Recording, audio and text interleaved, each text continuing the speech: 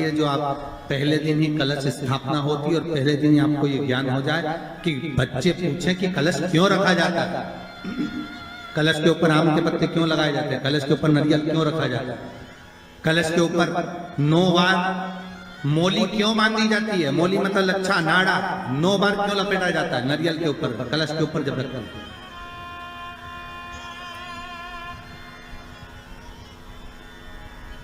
कलश के ऊपर जब जब श्रीफल रखाता है, नारियल रखाता है, तो उस पर 5 बार 7 बार मोली नहीं लपेटी जाएगी, तो 9 ही बार लपेटी जाएगी। 5 या 7 बार लपेटते हैं तो कहते हैं कि लक्ष्मी की छिन्नता होती है, और वो 9 बार लपेटी जाती है तो भरपूर लक्ष्मी का भंडार भरती है। क्यों क्यों कहते हैं उसे? भगवान कुंभ का निर्माण कर रहे हैं, भगवान कलश का निर्माण कर रहे हैं, और भगवान स्वयं ब्रह्मदेव कर रहे हैं कि आप ऐसा निर्माण कर दो जिसमें 33 कोटि देवता स्वतः विराजमान हो जाए। तो भगवान ने उस कलश का निर्माण कर दिया। अब कलश का निर्माण करा तो स्वयं भगवान ब्रह्मदेव बोले, प्रभु इस कलश के अंदर मेरा स्थान कहां है, मेरा स्थान कहां है?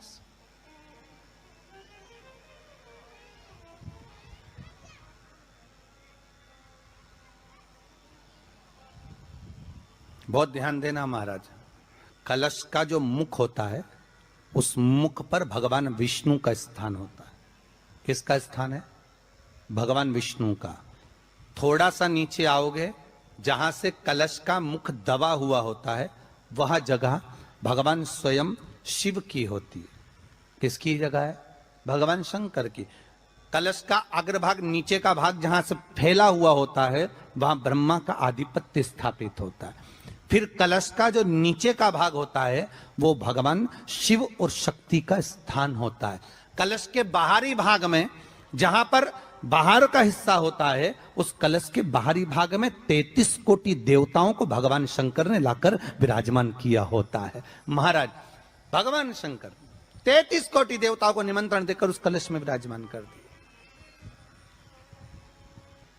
कितना सुंदर लिखा है देवी भागवत के अंदर कि जहां कलश की स्थापना होती है उस जगह पर किसी देवताओं को बुलाने की जरूरत नहीं होती। 33 कोटि देवता उस जगह पर स्वतः विराजमान हो जाते हैं। स्वयं 33 कोटि देवता स्वयं वहां विराजमान। नवरात्रे एकम से प्रारंभ नहीं होते, अमावस्या की रात्रि से प्रारंभ हो जाते, इसलिए उसको कहते हैं नवरात्रे। क्योंकि नवमी के दिन माता जी का विसर्जन हो जाता है, जवारों का विसर्जन हो जाता है। व्रत करने वाले कन्या पूजन भोजन भंडारा कराकर विराम दे देते हैं। तो नवमी की रात्रि उसमें नहीं जुड़ा पाती, उसमें रात्रि अगर जुड़ती है तो ये अमावस्या की रात्रि से जुड़ना प्रारंभ होता है, तब जाकर वो नवरात्रि पूर्ण हो पाती है। पितृलोक में पितृ जैसे निवास होकर भी इंतजार करते हैं। 4 नवरात्रे हैं तो 4 ही श्राद्ध हैं। आज मौनी अमावस्या है, श्राद्ध का विराम हो जाता है और कथा अर्थात नवरात्रे प्रारंभ हो जाते हैं दूसरे दिन। तो यहाँ शास्त्र कह रहा है जैसे हमें प्रतीक्षा रहती है कोई अच्छे कार्य की, कि घर में कोई शुभ कार्य हो, घर में कोई अच्छा आयोजन हो तो अपने को आनंद होगा, प्रसन्नता होगी। उसी तरह हमारे जो पूर्वज चले गए, जो पूर्वज चाहे वो अधोगति में गए हों, चाहे वो देवगति में गए हों, चाहे वो पितृलोक में निवास कर रहे हों, तो जितने भी पितृलोक में निवास करने वाले पूर्वज होते हैं वो भी ये विचार करते हैं कि हमारे घर के वंश द्वारा, हमारे वंशजों द्वारा कोई ऐसा सत्कर्म हो जिससे हमारे जीवन की वितृप्ति हो और हमें आनंद की अनुभूति हो। और ध्यान दीजिएगा महाराज, आपको चैत्री नवरात्रि का स्मरण होगा, आपको शरदी नवरात्रि का स्मरण होगा, पर जो आषाढ़ में और माघ में जो नवरात्रे पढ़ते हैं इसका एक आनंद ही दूसरा रहता है। बस इतना जरूर होता है कि दुनिया के लोग वो जो 2 नवरात्रे होते हैं उसमें कलश की स्थापना भी करते हैं, देवी का पूजन भी करते हैं, अर्चना भी करते हैं, मंदिरों में भीड़ भी रहती है और खूब प्रेम से माता का जगराता वगैरह सब होता है। पर ये जो नवरात्रे हैं 2 गुप्त नवरात्रे, इनका लोगों को स्मरण नहीं था। वो तो धीरे धीरे ये टीवी चैनल के माध्यम से कथाकारों ने, वक्ताओं ने स्मरण कराना जब चालू करा, धीरे धीरे बताना, मार्गदर्शन करना जब चालू करा, तब लोगों को ज्ञात होता गया कि कोई गुप्त नवरात्रा भी होता है, उसमें भी देवी की आराधना होती है। ये चारों नवरात्रे अलग अलग अवस्था के हैं, अलग अलग सुख के हैं और अलग अलग आनंद के। आपके घर में पितृदोष है, आपको ऐसा महसूस होता है, तो किसी भी नवरात्रि के पहले जो अमावस्या पड़ती है, जिस दिन अमावस्या रहे उस दिन चावल की कटोरी में एक कपूर का टुकड़ा रख दीजिए, छोटा सा, और कपूर का टुकड़ा रखकर उस कपूर को दरवाजे के बाहर कटोरी में ही, चावल रखी हुई कटोरी में ही उसको पितरों का स्मरण कर कर जला दीजिए।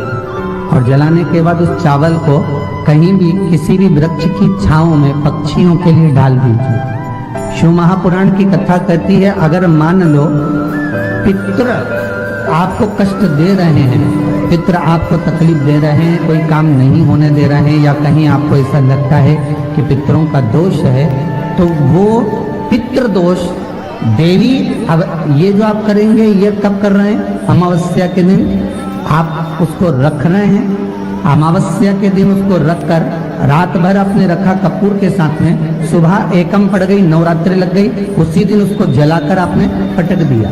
अर्थात उससे देवी और पितृ इन दोनों का आशीर्वाद जो प्राप्त होता है, तो घर में से पितृदोष समाप्त होकर लक्ष्मी की वृद्धि प्रारंभ हो जाती है, कार्य में सिद्धता आ जाती है। और नवरात्रि में भी देवी की आराधना का एक स्मरण का सुख है महाराज। ज्योत का विधान है, नवरात्रि में देवी की ज्योत लगती है, अखंड ज्योति लगती है, जवारे बुआए जाते हैं, कलश लगता है। ज्योत का भी विधान है, जिसके यहाँ दिया अखंड जलाया जाता है, अगर वो दिए की लो, दिए की बाती अगर दक्षिण दिशा की होती है, तो उसके घर में साल भर में एक घात जरूर होती है। जो दिया अखंड जलता है उसकी बाती का मुख दक्षिण का नहीं होना चाहिए। अगर आपने देवी भागवत का स्मरण करा हो, देवी भागवत को अगर सुना हो, तो देवी भागवत में स्पष्ट किया गया कि पूर्व की ओर मुख करा हुआ दिया, अर्थात पूर्व की ओर ज्योत जो जलाई जाती है वो संपदा की वृद्धि करती है। पश्चिम की ओर मुख कर कर जो ज्योत लगाई जाती है महाराज, वो वैभव को देती है। और उत्तर की ओर जो मुख कर कर ज्योत जलाई जाती है, उत्तर की ओर जो ज्योत का मुख रहता है, वो आयु की वृद्धि करती है, घर में अकाल मौत को रोकती है। दक्षिण की ओर ज्योत ना लगाएं, अगर आपको लगाना है पूरब की लगाएं, पश्चिम की लगाएं या उत्तर की लगाएं।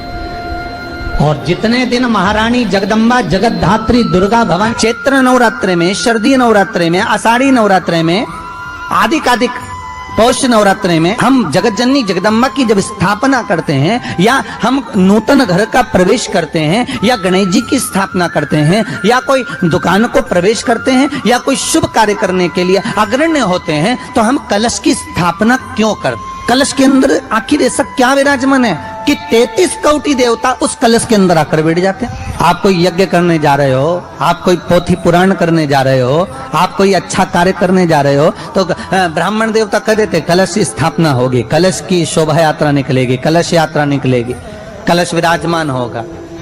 उस कुंभ की, उस घड़े की महत्वता कहां से प्रकट हो गई? शिव महापुराण की कथा कहती है महाराज, भगवान ओघड़दानी शंकर स्वयं आद्य शक्ति जगदम्बा से कहते हैं कि जगदम्बा तू क्या चाहती है बोल। तो जगत जननी जगदम्बा कहती है कि जहां मैं हूं वहां शंकर है, ये आपने कह दिया, पर जहां शंकर है वहां पार्वती का होना जरूरी है। उसके लिए सिद्ध करने के लिए एक स्थान ऐसा बनाया जाए जहां पर शंकर विराजमान है और शंकर के साथ पार्वती विराजमान है। तो शिव जी ने कहा, पार्वती उसके लिए मैं तुझे एक सुंदर कलश का निर्माण कर कर देता हूं। अष्टमी के दिन कन्याओं का भोजन कराओ या नवमी के दिन कन्याओं का भोजन कराओ, पर देवी भागवत तो कहती है देवी भागवत वर्णन करती है कि पहले नवरात्रे से लेकर नौमी तिथि तक जितने दिन देवी के होते हैं, प्रत्येक दिन में आप किसी भी दिन कन्याओं का भोजन करा सकते हो, पहली रात्रि से लेकर, पहला दिन से लेकर। पर 90 दिन तो सवेरे पूजन करके, यज्ञ करके, अनुष्ठान करके देवी को विसर्जन कर दिया, फिर नवरात्रि पूर्ण कैसे हुई? नवरात्रि की पूर्णता होती है अमावस्या की रात से गिनी जाती है।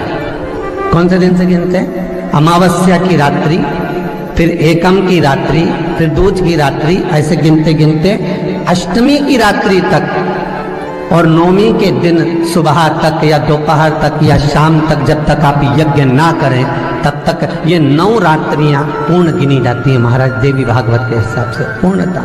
अब हमने कन्या भोजन का जो क्रम बनाया, अष्टमी के दिन करा देंगे, नौमी के दिन करा देंगे, इस तिथि को करा देंगे, पर भाव देखिए, शास्त्र कहता है भूखे को भोजन जब कराइए जब उसको भूख लगी हो, और ऐसों को कराइए जिसको जरूरत पड़ रही है।